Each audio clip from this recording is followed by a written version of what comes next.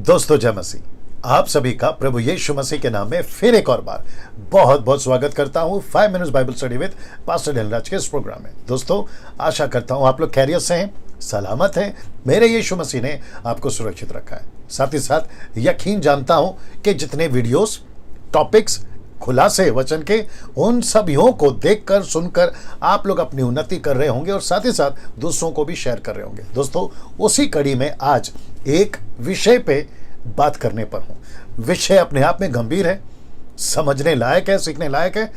To the benefit of body of Christ, मसीह की देह के लिए वो फायदेमंद है, जिसके चलते मैं समझता हूं उसको अभी आपके बीच में देना बोलना बहुत जरूरी है। और मैं आप सभी से रिक्वेस्ट करना चाहता हूं, बड़ी बारीकी से, बड़े ध्यान से आप लोगों को जो है उसको सीखना होगा। तैयार हैं आप लोग ना? उसके पहले 2 स्लाइड्स आपके बीच में जल्दी से रखूंगा और फिर आज के विषय पे आपके बीच में आ जाऊंगा। आइए देखते हैं 2 स्लाइड्स कौन सा है। सबसे पहला है यह। अब यहां पे आपको सब कुछ बता दिया गया क्या करना है और साथ ही साथ में आप इसको देखकर समझ जाइए और इसको देखकर समझ जाइए। दूसरा है दोस्तों यह मसीह मंथन बैठक, जो कि आप सभी जानते हैं इसकी जो है शुरुआत हो चुकी है। और ये सभी नंबर आप इसकी स्क्रीनशॉट ले लीजिएगा।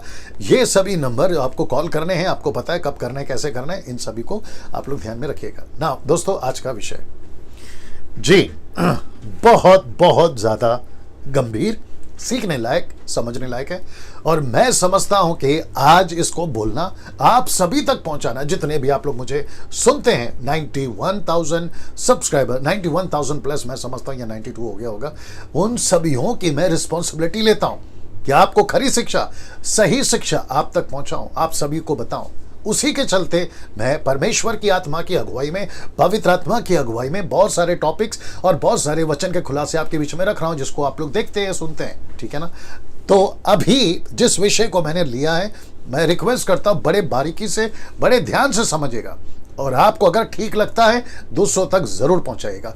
विषय है यह, लिखा है सत्य बोलने की हिम्मत रखो। जी, इस पिक्चर से ये जो एनिमल है, ये जो इमेज है, आप इसे समझ गए होंगे। सत्य बोलने की हिम्मत। जी दोस्तों, मैं इसके ऊपर बात करूंगा, सत्य बोलने की हिम्मत।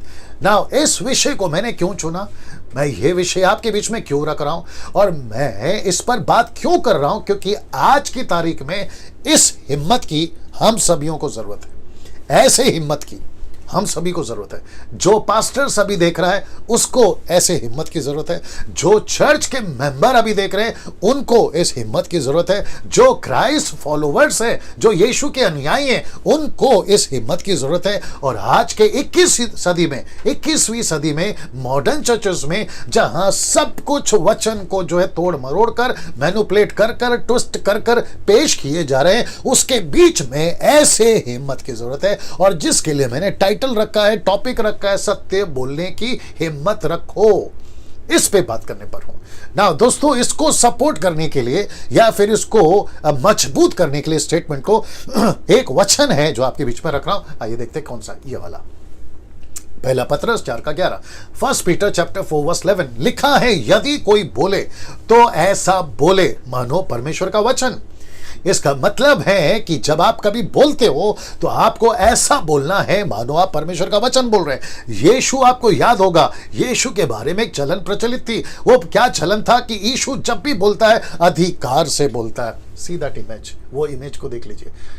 यीशु जब भी बात करते थे अधिकार से बात करते थे। पतरस ने जब बात करी अधिकार से बात करी, जिसके चलते 3,000 विटनेस थे जिन्होंने कहा कि पतरस जब तू प्रचार कर रहा था तो तेरे शब्द हमको भेद रहे थे, छेद रहे थे। Your word was penetrating our hearts. और जब पौलुस प्रचार करता था तो कैसे प्रचार करता था? बड़ी हिम्मत से।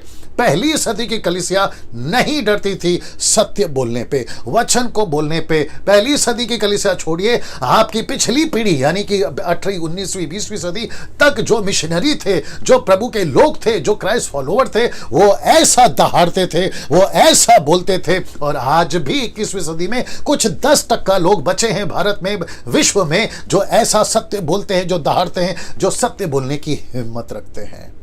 और मैं चाहता हूं कि मसीह मंथन का जितने मेंबर्स हैं, मेरी कलीसिया ग्रेस मिनिस्ट्री के जितने भी मेंबर्स हैं, जितने मुझसे जुड़े हैं, और साथ ही साथ जितनों का मैं मेंटर हूं या मैं मेंटरिंग करता हूं, उन सभी को मैं कहना चाहता हूं कि सर, हम सभी को सत्य बोलने की हिम्मत रखना होगा। चर्च को चर्च से, चर्च के पास्टर को चर्च में बोलने की हिम्मत, मेंबर को पास्टर को बोलने की हिम्मत, हम सभियों को संसार को बोलने की हिम्मत। जहां सत्य है, सत्य को ऐसा बोलो मानो परमेश्वर का वचन है। क्या बात है। सी दैट नाउ, इसका मतलब है कि हम सभी को परमेश्वर के वचन का प्रचार करते वक्त में किसी के बाप से डरने की जरूरत नहीं है, क्योंकि सत्य है। और लिखा है ना यूहन्ना 8 का 31 और 32 में, सत्य को जानोगे तो सत्य तुम्हें आजाद करेगा। मैंने नहीं डाला, आप लोग उसको पढ़ लीजिएगा बाद में, ठीक है ना। तो सत्य को जानना और सत्य को हिम्मत से बोलना, सीधे हिम्मत से बोलना बहुत जरूरी है। नाउ, इसको सपोर्ट करने के लिए मैं 2 स्क्रिप्चर और आपके बीच में रख रहा हूं। वह है पहला ये कुलुस्सियों 4:4, द बुक ऑफ कोलोसियंस चैप्टर 4 लिखा है, और उसे, किसे? वचन को। ये देख लीजिए, हाईलाइट किया ना, उसे। इसका मतलब है कि उसे ऐसा प्रकट करूं जैसा मुझे करना उचित है। ये देख लीजिए, उचित है। इसका मतलब है कि वचन को मैं ऐसा ही बोलूंगा जैसे उसको बोलना चाहिए। आपको पता है आज 21 सदी में मॉडर्न चर्चेस में, कई मसीहों में आजकल चल क्या रहा है? Be good and be good to others. मतलब आप अच्छा रहो और दूसरों के साथ में अच्छा रहो, वो चाहे गलत हो सही हो, उससे कोई फर्क नहीं पड़ता है, बस अच्छा रहो। और कॉन्टेक्स्ट क्या है? सहारा किसका लेते हैं? यीशु प्यार करता है, परमेश्वर प्यारा है, यूहन्ना 3:16, प्यार प्यार प्यार। लेकिन वो नहीं समझते कि दूसरा पहलू है परमेश्वर का एंगर, गुस्सा, न्याय। परमेश्वर प्यार है तो जलन करने वाली, जलन रखने वाला परमेश्वर भी है। ये नहीं समझते, और उसके चलते गड़बड़ बहुत हो रही है कि सबके साथ कॉम्प्रोमाइज। ये जो शब्द है ना, कॉम्प्रोमाइज, ये बहुत डेंजर शब्द है, जिसको कहते हैं, हिंदी शब्द है समझौता, कॉम्प्रोमाइज। 3 कैरेक्टर थे सर, एक था अजरिया, मिशेल, और क्या था वो? मिशाइल था, अजरिया था, और तीसरा क्या था? ये 3 कैरेक्टर, जकरिया, आपका शद्रक, मेशक, अबेदनगो, इन तीनों ने कभी कॉम्प्रोमाइज नहीं किया कॉम्प्रोमाइज। तो इसका मतलब क्या है? इन सभी को पता था कि मूर्ति के सामने नहीं झुकना है, मूर्ति की आराधना नहीं करना है। दानियल कभी कॉम्प्रोमाइज नहीं किया, जिसकी स्टडी मैं भी दे चुका हूं, इसलिए उनके सब एग्जांपल्स दिमाग में भी चल रहे हैं। साथ ही साथ में जितने भी हो, वो जोसेफ पोतीफर की पत्नी के साथ कॉम्प्रोमाइज नहीं किया। गलत है तो गलत है, सही है तो सही है। वैसे ही हम सभी को सीखना होगा क्या सही है क्या गलत है, और उसे ऐसा ही प्रकट करें जैसा उसको करना उचित है ना। दोस्तों, ये दूसरा स्क्रिप्चर एक्ट चैप्टर 4:29, प्रेरितों का 4:29 लिखा है कि अब हे प्रभु, उनकी धमकियों को देख। किसकी धमकियां? शास्त्री फरीसियों की। उनकी धमकियों को देख और अपने दासों को यह वरदान दे। कौन से दास थे? यूहन्ना और पतरस। अपने दासों को यह वरदान दे कि तेरा वचन, तेरा वचन बड़े हियाव से सुनाए। हियाव का मतलब है बोल्डनेस का मतलब है हिम्मत। ऐसे हिम्मत के साथ में मैं वापस आपको वो पिक्चर दिखा देता हूं, ये वाला। सत्य को बोलने की हिम्मत रखो, सत्य को बोलने की हिम्मत रखो। वाह! मैं आज सभी से पूछना चाहता हूं जो अभी वीडियो देख रहा है, मेरी बहन तुमको पूछना चाहता हूं, मेरे बच्चों तुमको पूछना चाहता हूं, कलीसिया के लोगों तुमको पूछना चाहता हूं, पास्टर्स मैं तुमको पूछना चाहता हूं, क्या सत्य को बोलने की हिम्मत है आप में? अगर नहीं है तो प्रार्थना में बैठो और कहो कि प्रभु, मैं कभी लाइफ में कभी किसी के साथ कॉम्प्रोमाइज नहीं करूंगा। जहां बात आती है सत्य की तो मैं हिम्मत के साथ बोलूंगा। मैं चर्च के मेंबर अभी रखूंगा, मैं स्लाइड को रखूंगा। चलिए काम करता हूं, मैं वहां पर सीधा मुद्दे पर आ जाता हूं, लेकिन आपको एक स्लाइड, ये वाला स्लाइड, ये वाला लिखा है, कौन सा है? हाँ, ये वाला लिखा है, वचन का सत्य बोलने के लिए किसी से डरने की जरूरत नहीं है। मुंबई के भाषा में किसी के पाप से डरने की जरूरत नहीं। कब? जब आपके पास में सत्य का वचन है। तो इसका मतलब है कि आपको ये जो स्लाइड है, आपको ये बताता है कि वचन का सत्य अगर आपके पास में है तो आपको किसी से डरने की जरूरत नहीं है। वो चाहे आपका क्या कहते हैं ऑफिस का बॉस हो, आपका बिजनेस पार्टनर हो, आपके रिलेटिव्स हो, आपके चर्च के पास्टर हो, आपके चर्च के मेंबर्स हो, आपके घर के माता पिता हो, भाई बहन हो, आप जो भी कहीं भी जैसे भी हैं, आपको अगर सत्य पता है यही वचन है, वो कॉन्टेक्स्ट किसी का भी हो, कॉन्सेप्ट कोई भी क्यों ना हो, आपको अगर पता है कि ये सत्य है तो बिंदास बोलिए, बिना डर के बोलिए, क्योंकि हिम्मत रखना है सत्य को बोलने के लिए। ठीक है ना दोस्तों? ना मैं चाहता हूं कि कुछ कैटेगरीज आपके बीच में रखूं। सबसे पहले ये वचन को पढ़ लेते हैं। मत्ती 7 का 37 ओके 5:37, मैथ्यू 5:37 लिखा है, परंतु तुम्हारी बात, ये देखिए ना कितना खूबसूरत है, लिखा है कि परंतु तुम्हारी बात हाँ की हाँ और या ना की यानी कि नहीं की नहीं, क्योंकि जो कुछ इससे अधिक होता है वह बुराई से होता है। तो यीशु ने क्या कहा, जहां हाँ है वहां हाँ बोलो, जहां ना है वहां ना का नहीं, नहीं का ना, जो भी ठीक समझे आप लोग, ठीक है ना। तो जहां पे ठीक है उसको कहो ये ठीक है, जो गलत है उसको कहो गलत है, डंके की चोट पे बोलो, कोई जरूरत नहीं डरने की, ठीक है ना। क्योंकि जो इससे अधिक होता है लिखा है कि वो बुराई से होता है। जब आप यहां पे फेर बदल करते हो ना, नहीं को हाँ, हाँ को ना, यशाया 5:20 आपको याद होगा, वहां लिखा है कि जो हाँ को ना और ना को हाँ बोलता है वो श्रापित है। जो हाँ को ना और ना को हाँ कहता है ना वो श्रापित है। द बुक ऑफ आइज़ाया चैप्टर 5:20 वहां लिखा है। तो इसका मतलब है कि यीशु मसीह का सीधा स्टेटमेंट है कि जो गलत है वो गलत है, जो सही है वो सही है ना। मैं कैटेगरी रख रहा हूं, इसको देख लीजिए।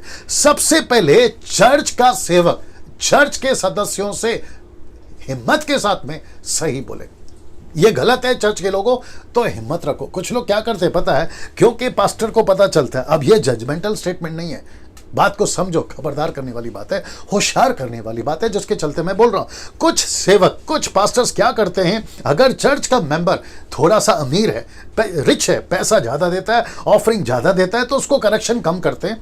लेकिन जो गरीब है, कम पैसे देता है, कम ऑफरिंग देता है, उसको जबरदस्त करेक्शन करते हैं, ये गलत है वो गलत है। प्रश्न उठता है फिर यहां सेवक क्या कर रहा है, अपने चर्च के सदस्यों के साथ कॉम्प्रोमाइज कर रहा है, अपने चर्च के सदस्य के साथ में गड़बड़ कर रहा है। फिर ये वचन वापस आ जाएगा कि हाँ का हाँ और ना का ना कहां जा रहा है। इसलिए यीशु ने कहा कि जहां हाँ है वहां हाँ करो और जहां ना है वहां ना करो या नहीं करो, ठीक है ना। तो वापस कहता हूं कि चर्च का सेवक चर्च के सदस्यों से हिम्मत रखे। गलत है सर, आपका ₹1,00,000 ऑफरिंग आता है तो भी तुम गलत हो। आप चर्च को कितना डोनेशन देते हैं उससे कोई फर्क नहीं पड़ता, लेकिन तुम यहां गलत हो। दारू पीते हो मतलब गलत हो, व्यभिचार करते हो मतलब गलत हो, गलत बिजनेस कर रहे हो मतलब गलत हो। वो पैसा किस काम का जिससे परमेश्वर खुश नहीं है। आपके चर्च में लाखों रुपया कोई डोनेशन दे रहा है, वो पैसा किस काम का जो गलत है। तो गलत को गलत बोलिए सेवक को। मैं वापस कहता हूं, आप कोई भी सेवक हो, देसी हो, विदेशी हो, इंटरनेशनल हो, नेशनल हो, आप छोटे हो, बड़े हो, मेगा चर्च हो या फिर आपका छोटा चर्च हो, साइकिल वाला पास्टर या फिर BMW वाला पास्टर, मैं उन सभियों को कहना चाहता हूं कभी कभी चर्च के मेंबरों के साथ में, सदस्य के साथ में कॉम्प्रोमाइज नहीं करना। जहां गलत है वहां गलत बोलने की हिम्मत रखो, जहां गलत है वहां गलत बोलने की हिम्मत रखो। दूसरा कैटेगरी, चर्च के सदस्यगण से मतलब है चर्च के मेंबर्स, चर्च के मेंबर्स, उन सभियों को चर्च के सदस्यगण चर्च के सेवक से क्या बोले, हिम्मत रखे सत्य बोलने की। हाँ, कुछ सदस्य या कुछ चर्च के मेंबर्स अपने पास्टर को करेक्शन करने से डरते हैं। पता है क्यों? क्योंकि उनको लगता है कि बाइबल कहती है सेवकों के अधीन रहो। सेवकों के अधीन रहना बहुत जरूरी है, इब्रानियों किताब उसका 13-17 बहुत जरूरी है, लेकिन ऐसे सेवक के अधीन नहीं रहना है जो सेवक खुद ही गलत है। हाँ, खुद ही सेवक गलत है। ऐसे सेवक के अधीन रहने के लिए मैं सदस्यगण को कहना चाहूंगा, जहां सेवक गलत है उसको जाकर कहिए, प्यार से कहो, जैसे कहो तैसे कहो, चर्च के लोगों को इकट्ठा करके कहो, लेकिन कहो कि सर यहां आप गलत है। जब सेवक को मैं कह रहा हूं कि सदस्य को करेक्शन करो, तो मैं सदस्यगण को भी कहूंगा कि अपने सेवक को करेक्ट करो, क्योंकि सेवक को अपनी पीठ नहीं दिखती कि उसके पीछे क्या चल रहा है या उसके पीछे क्या कचरा गिरा है। सदस्य को दिखती है, वो सदस्य सेवक को करेक्शन करे। अगर सेवक करेक्ट करने को तैयार है, करेक्शन लेने को तैयार है तो भला, हाँ, तो ठीक है, गड़बड़ नहीं है। लेकिन अगर सेवक करेक्शन लेने को तैयार नहीं है तो सदस्यगण को प्रार्थना करना है कि ऐसे सेवक के साथ क्या करे, चर्च में रहे या ना रहे, चर्च में जाए या ना जाए, चर्च को छोड़ दे दूसरा चर्च ज्वाइन करे, उसको प्रार्थना पूर्वक अपना निर्णय लेना है। क्योंकि किसी सेवक की गलती के चलते मैं सदस्यगण को बोलूंगा, और जो कि बहुत गंभीर है, तुम नरक क्यों जाओ, तुम नरक क्यों जाओ। एक सेवक की गलती के चलते तुम नरक क्यों जाओ। अगर सेवक गलत है तो सदस्य को करेक्शन करना है, अगर सदस्यगण गलत है तो सेवक को करेक्शन करना है। दोनों रखा है सर, दोनों रखा है। अब ये आता है तीसरा, लिखा है और चर्च के सेवक और चर्च के सदस्यगण अगर संसार में गलत दिखता है, पड़ोस में, संसार में, आप उसको कहिए ये गलत है, पिक्चर गलत है, सांसारिक बातें गलत है, शराब गलत है, व्यभिचार गलत है, मूर्ति पूजा गलत है, ये गलत है, ये गलत है। ऐसा बोलने की हिम्मत रखिए। वो पोस्टर वापस दिखा देता हूं, ऐसा बोलने की हिम्मत रखिए, ऐसा बोलने की हिम्मत रखिए, ऐसा बोलने की हिम्मत रखिए, क्योंकि आपके पास सत्य है। अभी नहीं बोलोगे तो कब बोलोगे? अच्छा, कुछ लोग क्या बोलते हैं मालूम है, पास्टर डैनियल अगर हमने कहा ना तो रिश्ता खराब हो जाएगा। वाह रे भैया, अगर रिश्ता खराब हो जाएगा उससे तेरे को वो तकलीफ है, तेरा रिश्ता प्रभु से खराब हो रहा है, उसकी चिंता तुझे नहीं है। रिश्ता किसके साथ ठीक रखना है? रिश्ता सबसे पहले प्रभु के साथ ठीक रखना है। तुम क्या चिंता करते बैठे हो? अगर पास्टर को कहूंगा तो पास्टर नाराज हो जाएगा, मुझे चर्च से निकाल देगा। आपको चर्च से निकाल सकता है, लेकिन क्या होगा अगर यीशु तुझे स्वर्ग से निकाल दे तो? इस हिम्मत के ना चलते। बहुत सावधान रहना सर, आपको समझना है। मैंने इसलिए शुरू में कहा यह गंभीर विषय है जिसको सीखना समझना बहुत जरूरी है। कुछ लोग क्या, मैं वापस आ जाता हूं स्लाइड पे, कुछ लोग क्या कहते हैं पता है, पास्टर डैनियल हम अपने सेवक को करेक्ट नहीं कर सकते। वो चाहे दशमांश का मामला हो, वो चाहे तेल पानी का मामला हो, वो चाहे अन्य भाषा का मामला हो, वो चाहे वचन को तोड़ मरोड़ कर पेश करने की बात हो, बोला चुपचाप चर्च में जाना है, हमको क्या करना है। ऐसा अगर चलता रहा तो सोचिए, जो टीचर पैसे लेकर डिग्री हासिल किया है वो तुम्हारे बच्चे को क्या सिखाएगा? डॉक्टर और इंजीनियर बनने की शिक्षा। वहां पकड़ते हो ना कि टीचर जब खुद ही गलत है तो बच्चों को क्या सिखाएगा? वहां पकड़ते हो, डॉक्टर को पकड़ते हो, डिग्री लिया है पैसे लेकर, तो ये इंजेक्शन ऑपरेशन क्या करेगा? क्योंकि फर्जी डॉक्टर है। वैसे ही मैकेनिक फर्जी है, इंजीनियर फर्जी है। अगर इंजीनियर गलत निकला तो ब्रिज का काम तो बेड़ा गर्क कर देगा, कई लोगों का हादसा हो जाएगा। वैसे ही सेवक अगर गलत निकला तो पूरे चर्च को ले डूबेगा, और अगर चर्च गलत निकला तो फिर सेवक को समझना है कि मैं ऐसे चर्च में क्यों रहूं। मैं दोनों की बात कर रहा हूं। मैं वापस कहता हूं, सत्य बोलने की हिम्मत रखो। वैसे ही संसार में भी आपको अपनी एक आइडेंटिटी रखनी है। आप मसीह लोग हैं सर, आप मसीह लोग हैं, कॉम्प्रोमाइज मत करिए, कॉम्प्रोमाइज मत करिए। बड़े ध्यान से सुनिए। अभी तो खैर लॉकडाउन चल रहा है और मुझे नहीं पता कि इलेक्शन जब आएगा तो क्या होगा। चर्च के लोग संसार में मिल जाते हैं। कांग्रेस पार्टी आती है तो उससे पैसा लो, उसके साथ कॉम्प्रोमाइज। बीजेपी आती है तो उसके साथ कॉम्प्रोमाइज। समाजवादी पार्टी आती है तो उसके साथ कॉम्प्रोमाइज। झाड़ू वाला आता है, मतलब आम आदमी पार्टी, उसके साथ कॉम्प्रोमाइज। और उसके चलते चर्च मिक्स हो रहा है संसार से, और संसार मिक्स हो रहा है चर्च से। सेवक मिक्स हो रहे संसार से, और चर्च के सेवक क्या कहते हैं, मेंबर, सदस्यगण, वो मिक्स हो रहे संसार से। अब मुझे बताइए फिर सत्य कहां गया? हाँ, सत्य कहां गया सर? और ऐसी हिम्मत कि गलत को गलत और सत्य को सत्य को, गलत को गलत और गलत सही को सही, ये कब बोलना सीखोगे? ये इंपॉर्टेंट है ना। और उसी के चलते मैंने ये बीच में आपकी बात को रखी है ना। इसको देखिए दोस्तों, अगर सदस्य गलत है तो बोलो, अगर सेवक गलत है तो बोलो, अगर संसार गलत है तो बोलो ना। एक छोटा एग्जाम्पल देता हूं क्योंकि वीडियो को मैं ज्यादा लंबा नहीं खींचूंगा। वो एग्जाम्पल है ये, गिनती की किताब उसका 25 का 11। एक व्यक्ति था, मैं रख दिया, उसका हाईलाइट कर दिया। एक व्यक्ति था और उसका नाम है पिनहास। ये किसका पुत्र था? एलियाजर का। एलियाजर किसका बेटा था? हारून का। ये देख लो।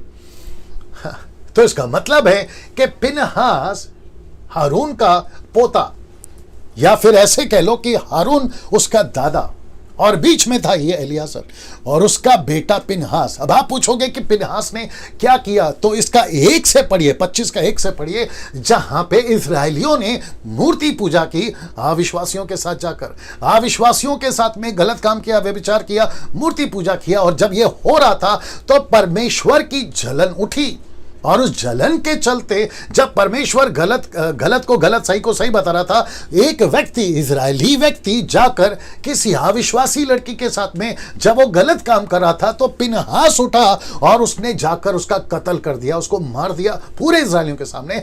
तब जाकर ये वचन 11 आया, लिखा है हारून याजक का पोता, हारून याजक का पोता, एलियाजर का पुत्र, जिसे इजरायलियों के बीच मेरी सी जलन उठी है। अच्छा, ये स्टेटमेंट किसका है? परमेश्वर का। कहता है मेरी सी जलन। इसका मतलब है कि पिनहास को परमेश्वर का गुस्सा एहसास हुआ, परमेश्वर का जलन एहसास हुआ, परमेश्वर की तड़प एहसास हुई, परमेश्वर का एंगर उसको दिखा। उसको लिखा है कि उसके अंदर मेरी सी जलन उठी है। उसने मेरी जलाहट को उन पर से यहां तक दूर किया कि मैंने जल कर उनका अंत नहीं कर डाला। मतलब पिनहास ने उस लड़के को कत्ल कर दिया, उस व्यक्ति को मार दिया, जिसके चलते परमेश्वर का जलजला शांत हुआ, नहीं तो पूरे इजरायलियों को खत्म कर देता। कौन? परमेश्वर।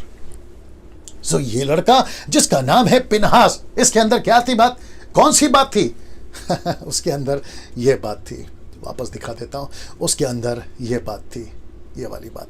उसको हिम्मत था गलत को गलत और सही को सही बोलने की। Can you believe this? वाह, कैसा लग रहा है दोस्तों? कैसा लग रहा है? कमेंट्स बॉक्स में जरूर बताएं। क्या सीख रहे हैं आप लोग, जरूर बताएं। फेसबुक पे जब ये चलेगा, मैं उन सभी फेसबुक वालों से कहना चाहता हूं जो हजारों में मुझे लोग देखते हैं, मैं उन सभियों को कहना चाहता हूं कि सर वक्त आ गया है, हिम्मत रखो सत्य बोलने की। चर्च में गलत हो रहा है ना, गलत को गलत बोलिए, सही को सही बोलिए। यदि कोई बोले तो ऐसा बोले मानो परमेश्वर का वचन। और जिसके चलते मैंने इस लड़के का आपको इंट्रोडक्शन करवाया, मैं अभी समाप्ति पर भी आ गया हूं, मैंने इस लड़के का आपको इंट्रोडक्शन करवाया। आपको समझना बहुत जरूरी है। चर्च में गलत दिख रहा है, गलत है सर, पास्टर जी ये गलत है, पास्टर को बोलना है चर्च के मेंबरों ये गलत है, संसार को बोलना ये गलत है। जिसके चलते ये देख ले, जहां गलत है और वचन के खिलाफ है, सत्य बोलने की हिम्मत रखो। मैं रिपीट कर देता हूं, जहां गलत है, वचन के खिलाफ है, वहां पर आपको बोलना बहुत जरूरी है। आपको बोलना बहुत जरूरी है। आपको बोलना बहुत जरूरी है। क्या सीखा आज आपने? सत्य बोलने की हिम्मत रखो। हिम्मत, बोल्ड, करेज वो रखिए। तेल गलत है तो बोलो तेल बेचना गलत है चर्च में। अगर रुमाल बेच रहे हैं तो बोलिए रुमाल बेचना गलत है। अगर पानी की बोतल बेच रहे 200-200 रुपए में, तेल की बोतल 200-200 रुपए में, और इजराइल से कोई प्रकार का शॉल या कपड़ा लेकर आते हैं और चर्च में बेचते हैं, बोलिए पास्टर को ये गलत है, बेच नहीं सकते। आप चर्च को बिजनेस नहीं बना सकते। चर्च का मकसद क्या है? चर्च के मेंबर नहीं बोलेंगे तो बाहर के लोग बोलेंगे। बताइए ना, आप ही लोग, आप ही को तो बोलना होगा। चर्च का पास्टर अगर गलत है तो चर्च का पास्टर के पूरे चर्च के मेंबर ने मीटिंग रखकर बोलना है, पास्टर जी ये वचन के खिलाफ है, यहां हम कॉम्प्रोमाइज नहीं कर सकते। अगर वैसे ही चर्च गलत है तो पास्टर को कहना है अपने चर्च के पुलपिट से कि ये गलत है, व्यक्तिगत काउंसलिंग करो, जैसा तैसा करो, क्योंकि आप सब बर्दाश्त कर लो, वचन के साथ बर्दाश्त नहीं करना, वचन के साथ मिलावट नहीं करना, नहीं तो न्याय के दिन आपको बड़ा जो है उसका क्या बोलते हैं भुगताना भरना पड़ेगा। हाँ, कैसा लग रहा है दोस्तों? वापस कहता हूं, हिम्मत रखो सत्य बोलने की। जहां गलत है वहां गलत है, जो सही है वो सही है। मैं फिर इसके ऊपर और एक वीडियो पार्ट 2 बनाऊंगा, लेकिन जब बनाऊंगा तब बनाऊंगा। लेकिन अभी इसको खूब शेयर करिए, आप लोग खुद भी सीखिए। कभी दब के नहीं रहना, मैं रिपीट करता हूं, कभी दब के नहीं रहना, कभी किसी के अधीन में या किसी के गलत तरीके से दब के नहीं रहना। वचन जहां है सपोर्ट करो, जहां सही है वहां सपोर्ट करो, मरते दम तक सपोर्ट करो। आपका पास्टर सही है सपोर्ट करो, आपका चर्च सही है सपोर्ट करो, लेकिन जहां गलत है वहां सपोर्ट मत करिए, क्योंकि आपको न्याय यीशु को देना है। दोस्तों इसको याद रखिएगा जी, इसको याद रखिएगा। अगले वीडियो के साथ फिर मुलाकात होगी। अपना ख्याल रखिए। जय मसीह।